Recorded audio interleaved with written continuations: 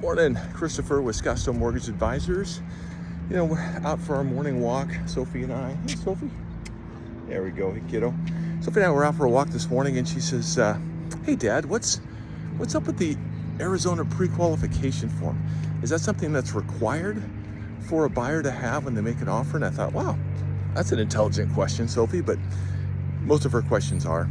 So the Arizona pre-qualification form, if a buyer is financing their purchase, is required. It's actually an addendum to the contract and requires the buyer to notify the seller of exactly how they're going to be financing the property. A number of boxes on there, including things like, has the loan officer seen the income documentation? Has the loan officer seen the credit report? Have we seen the asset documentation? Is there a cosigner involved? A lot of things that a seller would want to know when considering an offer for a buyer. I had a realtor buddy of mine yesterday send me over a pre-qualification form asking me, does this look right to you? Like, this is weird. And as we took a look at it together, the first thing we noticed on it was the buyer's name and then the buyer's phone number was next to their name, as if the listing agent or the seller could call the buyer directly.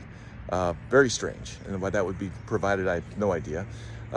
Additionally, half the boxes were not checked. There was no information about the loan officer themselves, no phone number, no address, no email address to contact the loan officer to ask more questions.